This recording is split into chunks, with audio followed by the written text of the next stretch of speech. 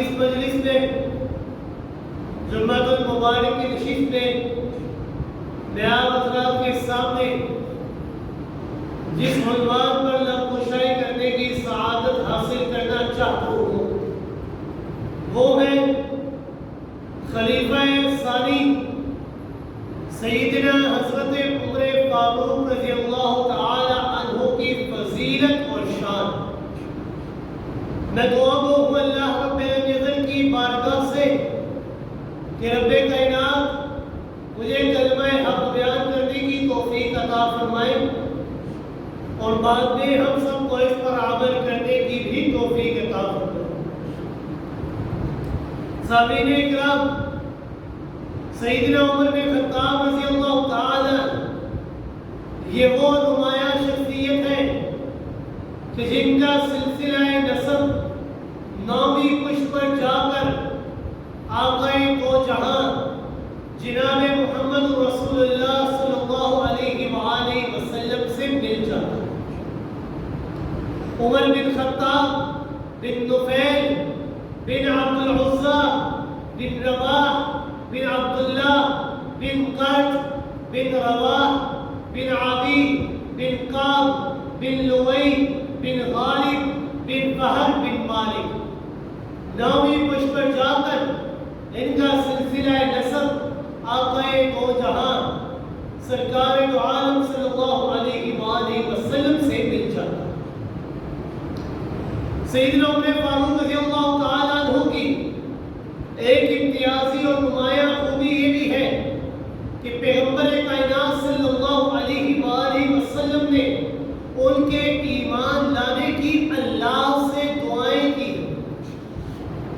گویا کہ رسول اللہ صلی اللہ علیہ وآلہ وسلم نے اللہ رب العزت سے سیدنا عمر فاروق کو طلب فرمایا کہ اللہ عمر فاروق کو ایمان اور اسلام کی دولت سے مالا مال فرما۔ بعثت نبی کا ابھی ابتدائی دور تھا، تقریباً 40 آدمی دائرہ اسلام کے اندر داخل ہو چکے تھے، مگر 40 آدمیوں کے دائرہ اسلام کے اندر داخل ہونے کے باوجود اسلام کو اور اہل اسلام کو وہ نمایاں تقویت حاصل نہ ہو سکی جس کے وہ حقدار تھے۔ مسلمان برابر مظلوم اور مقہور ہی تھے، وہ ظلم کی چکی میں پس رہے تھے، سب دینی امور خفیہ طور پر انجام دیتے تھے۔ ایک رات پیغمبر کائنات صلی اللہ علیہ وآلہ وسلم نے انتہائی دکھی دل کے ساتھ رو رو کر خانہ کعبہ کا غلاف پکڑ کر اللہ کے حضور دعا کرتے ہیں۔ دعا کیا کرتے ہیں؟ دعا یہ کی، اللہم اعز الاسلام بأحد العمرین بعمر بن الحشام او بعمر بن الخطاب، کہ اے اللہ مکہ مکرمہ کے اندر 2 عمر رہتے ہیں، ان میں سے کسی ایک کو ایمان کی توفیق عطا فرما دے اور اسلام کو عزت اور سربلندی سے مالا مال فرما۔ 2 عمر ہیں، ایک عمر بن حشام ابو جہل ہے جس کے پاس مال و دولت کی فراوانی موجود ہے، ایک عمر بن خطاب ہے کہ جس کے نام سے ہر کوئی کام کرتا ہے، جو بڑا ہی دلیر اور طاقتور ہے۔ کہ اللہ کے 2 عمر ہیں، ان میں سے کسی ایک کو دائرہ اسلام کے اندر داخل کر۔ اللہ کا کرنا ایسا تھا کہ دوسرے ہی دن ان دونوں میں سے ایک شخص عمر بن حشام ابو جہل حرم کعبہ کے اندر ایک پرجوش تقریر کرتا ہے، ایک اشتعال انگیز تقریر کرتا ہے کہ جس تقریر کا مقصد لوگوں کو ابھارنا ہے، کس کی طرف ابھارنا؟ اس بات کی طرف کہ رسول اکرم صلی اللہ علیہ وآلہ وسلم کو نعوذ باللہ قتل کر دیا۔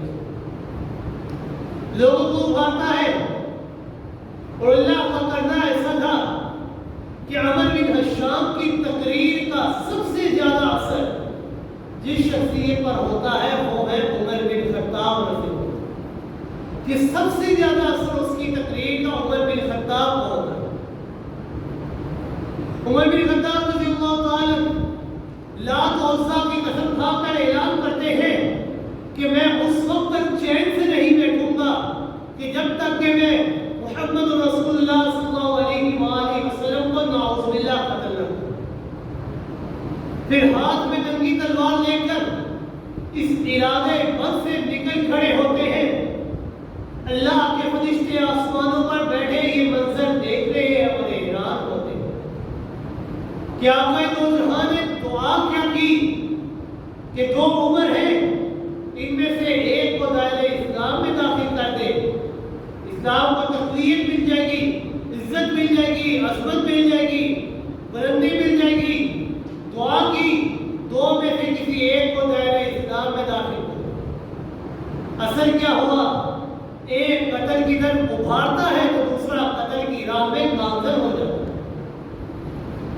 سیدنا عمر فاروق رضی اللہ تعالی مکہ کی گلیوں کے اندر پیغمبر کائنات صلی اللہ علیہ وآلہ وسلم کی تلاش میں جا رہے ہوتے ہیں کہ راستے میں اچانک خبر ملتی ہے کہ اے عمر کہاں جا رہے ہو؟ جواب آتا ہے کہ میں قتل کے لیے جا رہا ہوں۔ پوچھا گیا کس کے قتل؟ میں محمد رسول اللہ کے قتل کے لیے جا رہا ہوں۔ جواب ملتا ہے کہ اے عمر آپ ان کے قتل کے لیے جو جا رہے ہیں پہلے اپنے گھر کی تو خبر لے لے۔ آپ کی بہن فاطمہ اور آپ کے بہنوئی سعید بن زید رضی اللہ تعالی وہ دائرہ اسلام کے اندر داخل ہو چکے ہیں، انہوں نے اسلام کو قبول کر لیا ہے۔ پہلے اپنے گھر کو تو سنبھالو، بعد میں وہاں جاؤ۔ سیدنا عمر فاروق رضی اللہ تعالی غصے میں اور آپ کو بولا ہو جاتے ہیں، اپنے ایک بہن کے گھر کی طرف جاتے ہیں، گھر کے اندر سے قرآن کی تلاوت کی آواز آ رہی ہوتی ہے۔ سیدنا عمر فاروق رضی اللہ تعالی دروازے پر دستک دیتے ہیں، سوال کیا جاتا ہے کون؟ جواب آتا ہے کہ آپ کا بھائی عمر آیا ہے۔ دروازہ کھولا جاتا ہے، پوچھا گیا کہ آپ نے اسلام کو قبول کر لیا؟ جواب ملا جی ہاں میں نے اسلام کو قبول کر لیا۔ سیدنا عمر فاروق رضی اللہ تعالی غصے میں اور آپ کو بولا ہوگے، اپنی بہن فاطمہ اور اپنے بہنوئی سعید بن زید رضی اللہ تعالی عنہ کو بے تحاشا مارنا شروع کر دیا، انہیں شدید زخمی کر دیا۔ لیکن بہن بھی تو تھی سیدنا عمر فاروق رضی اللہ تعالی عنہ، بڑے ہی جرأت مندانہ انداز میں اپنے بھائی سے کہنے لگی کہ اے میرے بھائی، تو بھی خطاب کا بیٹا ہے تو میں بھی خطاب کی بیٹی ہوں، تیری رگوں کے اندر خطاب کا خون دوڑتا ہے تو میری رگوں کے اندر بھی اسی خطاب کا خون دوڑتا ہے۔ تو مارتا ہوا تھک جائے گا، میں مار کھاتے ہوئے نہیں تھکوں گی، تو چاہے جتنا مرضی مار لے میں اسلام کو اب نہیں چھوڑوں، تو جتنا مرضی ظلم کر لے مجھے کوئی پرواہ نہیں، میں سب کچھ برداشت کر سکتی ہوں مگر توحید خدا بندی کی دامن کو نہیں چھوڑ سکتی۔ ادھر آ ستمگر ہنر آزمائے، ادھر آ ستمگر ہنر آزمائے، تو تیر آزما ہم جگر آزمائے۔ سیدنا عمر فاروق رضی اللہ تعالی جب مارتے مارتے تھک جاتے ہیں تو اپنی بہن سے کہتے ہیں کہ اے میری بہن فاطمہ، مجھے وہ کلام کو دکھائیے کہ جس کلام کی آپ تلاوت کر رہے تھے۔ بہن فاطمہ کہنے لگی کہ اے میرے بھائی، وہ کوئی معمولی کتاب نہیں ہے، اس کتاب کے لیے کچھ آداب ہے۔ پہلے غسل کر کے آئیے، پاک صاف ہوئیے، پھر وہ کلام آپ کو دیا جائے گا۔ سیدنا عمر فاروق رضی اللہ تعالی غسل کر کے آتے ہیں، قرآن کو ہاتھ میں پکڑتے ہیں، صحیفے کو ہاتھ میں پکڑا، قرآن کی تلاوت شروع کی۔ سورہ طٰہٰ کی ابھی ابتدائی آیات کی تلاوت ہی کی، ابتدائی آیات ہی پڑھی تھی۔ طٰہٰ ما انزلنا علیک القرآن لتشقى الا تذکرۃ لمن یخشی تنزیلا ممن خلق الارض والسماوات العلی الرحمن علی العرش استوى له ما في السماوات وما في الارض وما بینهما وما تحت الثری۔ ابھی سورہ طٰہٰ کی ابتدائی آیات کی تلاوت ہی کی تھی تو بے ساختہ اپنی زبانوں سے یہ کہہ پڑے ما احسن الکلام، یہ کلام کتنا ہی خوبصورت کلام ہے، یہ کسی انسان کا کلام نہیں ہے، یہ کسی بشر کی طاقت کی بات نہیں ہے، یہ بڑا ہی خوبصورت کلام ہے۔ اے میری بہن فاطمہ گواہ رہنا، میں اس کلام کے اوپر اب ایمان لا چکا ہوں، میں دائرہ اسلام کے اندر داخل ہونا چاہتا ہوں، مجھے آپ صلی اللہ علیہ وآلہ وسلم کے پاس لے جاؤ، میں ان کے وہاں پر جا کر بیعت کرنا چاہتا ہوں۔ سیدنا عمر فاروق رضی اللہ تعالیٰ کو دار ارقم میں لے کر جاتے ہیں تو آپ صلی اللہ علیہ وآلہ وسلم کے ہاتھ پر ہاتھ رکھ کر وہ بیعت کرتے ہیں کہ اللہ کے علاوہ کوئی معبود نہیں اور محمد رسول اللہ صلی اللہ علیہ وآلہ وسلم وہ اللہ کے آخری نبی ہیں۔ سیدنا عمر فاروق رضی اللہ تعالیٰ نے ابھی ایمان قبول ہی کیا تھا کہ مسلمان اتنے خوش ہوئے ان کے ایمان لانے سے کہ فوراً نعرہ تکبیر کو بلند کر دیا، جس کی آواز دور دور تک سنی جا سکتی تھی۔ سمجھ چکے ہیں آپ کہ سیدنا عمر فاروق رضی اللہ تعالیٰ یہ وہ ہستی ہے کہ ان کی خصوصیت یہ ہے کہ پیغمبر کائنات صلی اللہ علیہ وآلہ وسلم نے ان کو اسلام کی سربلندی اور عظمت کے لیے اللہ سے مانگا ہے۔ حالانکہ اس وقت سیدنا صدیق اکبر رضی اللہ تعالیٰ جیسی شخصیت موجود ہے، سیدنا عثمان غنی رضی اللہ تعالیٰ جیسی شخصیت موجود ہے، سیدنا علی المرتضیٰ رضی اللہ تعالیٰ جیسی عظیم شخصیت موجود ہے، سیدنا حمزہ جیسی اہم شخصیات موجود ہے دائرہ اسلام کے اندر، لیکن پھر بھی اسلام کو وہ عزت اور غلبہ حاصل نہ ہو سکا جو سیدنا عمر فاروق رضی اللہ تعالیٰ کے دائرہ اسلام کے اندر داخل ہونے سے ملا۔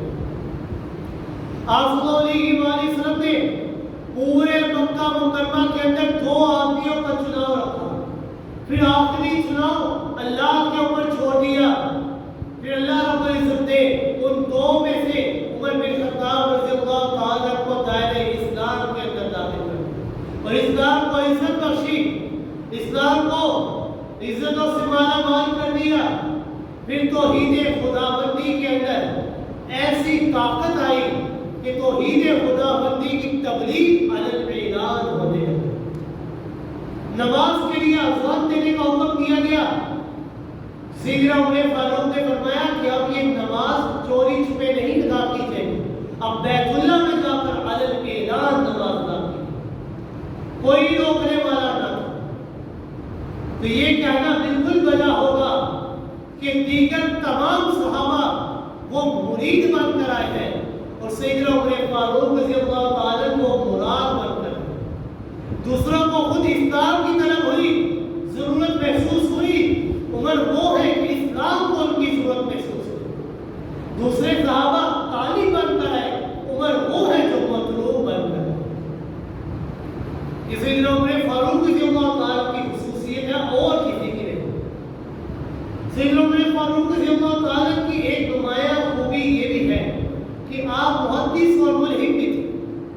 محدث اور ملحد سے مراد یہ ہے کہ آپ کی فطرت اور طبیعت کو وحی نبوت سے اتنی مناسبت تھی کہ بارہا کافی بار ایسے مقامات ایسے مواقع پیش آئے کہ جو بات سیدنا عمر فاروق رضی اللہ تعالیٰ زمین پر چاہتے ہیں اسی بات کو اللہ عرش پر بھی چاہا کرتے ہیں اور اسی بات کو اللہ قرآن بنا کر آپ صلی اللہ علیہ وآلہ وسلم کے اوپر نازل کرتے ہیں۔ اس لیے تو آپ صلی اللہ علیہ وآلہ وسلم نے فرمایا تھا لو کان بعدی نبی لکان عمر، کہ اگر میرے بعد کوئی نبی ہوتا تو وہ عمر بن خطاب ہوتا۔ یعنی ان کی فطرت اور مزاج کو نبوت سے اتنا قریب ترین تھی کہ اگر یہ دروازہ بند نہ ہوتا تو یقیناً سیدنا عمر فاروق نبوت نبی ہوتا۔ یعنی جو بات وہ زمین پر چاہتے ہیں اللہ ہی وہ بات عرش پر بھی چاہ کرتے ہیں۔ غالب فتح مکہ کے موقع پر جب آپ صلی اللہ علیہ وآلہ وسلم مقام ابراہیم کے پاس پہنچتے ہیں، آپ صلی اللہ علیہ وآلہ وسلم نے سیدنا عمر فاروق رضی اللہ تعالیٰ عنہ سے فرمایا کہ اے عمر فاروق رضی اللہ تعالیٰ ھذا مقام ابینا، یہ ہمارے جد امجد حضرت ابراہیم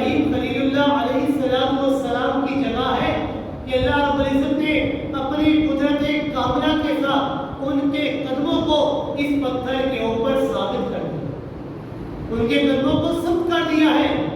لوگ آتے جاتے دیکھتے ہیں۔ سیدنا عمر فاروق رضی اللہ تعالیٰ نے جب یہ بات سنی، فوراً بے ضابطہ اپنی زبان سے کہنے لگے، افلا نتخذہ مصلی، کہ اللہ کے رسول صلی اللہ علیہ وآلہ وسلم میری چاہتی ہے، میں یہ چاہتا ہوں کہ ہم مقام ابراہیم کے پاس آ کر نوافل نماز کیوں نہ ادا کریں، ہم نماز ادا کیوں نہ کریں؟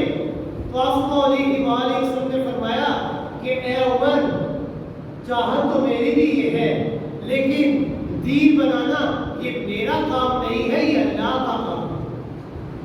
دین اللہ کا فیصلہ ہوتا ہے۔ جس چیز کو اللہ دین کے اندر داخل کرنا چاہے اس کی طاقت اللہ کے پاس ہے، میرے چاہنے نہ چاہنے سے کچھ نہیں ہو سکتا۔ جو چاہت اللہ کی ہوگی وہی ہوگی۔ ابھی آپ صلی اللہ علیہ وسلم یہ کہہ ہی رہے تھے کہ آپ صلی اللہ علیہ وسلم کے پاس اللہ رب العزت نے حضرت جبریل امین کو وحی لے کر بھیج دی۔ حضرت جبریل امین آ جاتے ہیں، آپ صلی اللہ علیہ وسلم کے پاس وحی نازل کرتے ہیں، اور وحی کیا ہے؟ وحی یہ ہے وَاتَّخِذُوا مِن مَّقَامِ إِبْرَاهِيمَ مُصَلًّى، کہ اللہ کے رسول صلی اللہ علیہ وآلہ وسلم کہ جو زمین پر سیدنا عمر فاروق رضی اللہ تعالیٰ کی چاہت ہے، عرش بری پر میں اللہ بھی وہی چاہتا ہوں، لہذا میں اللہ کا فیصلہ یہ ہے وَاتَّخِذُوا مِن مَّقَامِ إِبْرَاهِيمَ مُصَلًّى، کہ آپ مقام ابراہیم کو اپنی نماز نہ بنائیں، کہ وہاں پر آپ کھڑے ہو کر نماز ادا کیے۔ یعنی بارہا ایسے مواقع آئے، ایسی جگہ پیش آئی، ایسی چیزیں پیش آئی کہ جو بات سیدنا عمر فاروق رضی اللہ تعالیٰ زمین پر چاہ کرتے تھے، اللہ اس کو فیصلہ بنا کر قرآن کی صورت میں آپ صلی اللہ علیہ وسلم کے اوپر وحی بنا کر نازل کر دیا۔ صرف یہی نہیں، شراب کے موقع پر شراب ایک ایسا بڑی عمل ہے کہ جو مسلمان جو عقل کو ضائع کر دیا کرتی ہے۔ اللہ رب العزت نے مسلمانوں کے اوپر تدریجاً آہستہ آہستہ اس شراب کو حرام کرنا چاہا۔ اللہ رب العزت نے آہستہ آہستہ حکم دیا کہ شراب نہ پیا کرو۔ پہلے اللہ رب العزت نے حکم دیا کہ شراب نہ پیا کرو کیونکہ اس کے اندر فوائد کم ہے اور نقصان زیادہ ہے۔ پھر تھوڑے عرصے کے بعد دوبارہ حکم دیا کہ جو انسان نماز پڑھنا چاہے، عبادت کرنا چاہے، تو اسے چاہیے کہ عبادت کے وقت وہ شراب نہ پیا کرے۔ شراب عبادت کے وقت خراب ہوگی، لیکن ابھی تک صریح حکم نازل نہیں ہوا تھا کہ شراب قطعی طور پر حرام ہو چکی ہے۔ سیدنا عمر فاروق رضی اللہ تعالیٰ کی چاہت یہ تھی کہ اللہ رب العزت آپ کوئی ایک ایسا فیصلہ ہمارے اوپر نازل کر دیں کہ جس کے بعد سے یہ شراب ہمیشہ ہمیشہ کے لیے حرام ہو جائے۔ اللہ رب العزت سے دعا کیا کرتے تھے کہ اللہ ہمیں کوئی فیصلہ عطا کر دے، اپنا فیصلہ سنا دے کہ شراب حرام ہے۔ اللہ سے بار بار دعا کرتے، اللہم بشر لنا فی الخمر بیانا شافیہ، کہ اللہ ہمیں شراب کے متعلق ایک ایسا بیان، ایسا حکم نازل کر دے کہ جس کے بعد شراب قطعی طور پر حرام ہو جائے۔ بار بار دعا کرتے تھے، لیکن اللہ رب العزت نے ان کی دعا کو قبول فرمایا، اور ایسا قبول فرمایا کہ اللہ نے قرآن کا حصہ بنا دیا۔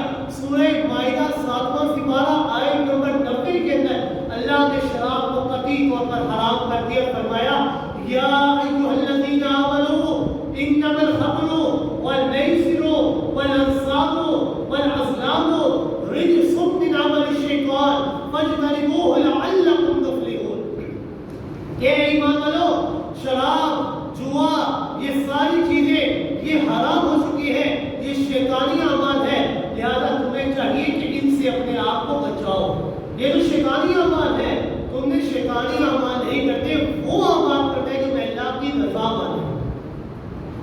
شیطان تو یہی چاہتا ہے کہ شراب اور جوئے کے سبب تمہارے درمیان عداوت ڈال دے، تمہیں نماز اور ذکر الہی سے غافل کر دیتا ہے، تمہیں غافل کر دے، لیکن یہ شراب کو میں اللہ نے تمہارے اوپر حرام کر دیا۔ جب آپ صلی اللہ علیہ وآلہ وسلم کے اوپر اللہ رب العزت نے اس آیت کو نازل فرمایا، سیدنا عمر فاروق رضی اللہ تعالیٰ نے جب یہ آیت سنی تو فوراً یہ کہنے لگے، بے ساختہ ان کی زبان سے نکلا، انتہینا انتہینا یا رب، اے اللہ ہم نے تیرا حکم مان لیا، اے اللہ ہم نے تیرا حکم مان لیا، اب واضح حکم ہمیں مل چکا ہے کہ شراب ابھی تو کا حرام ہو چکا۔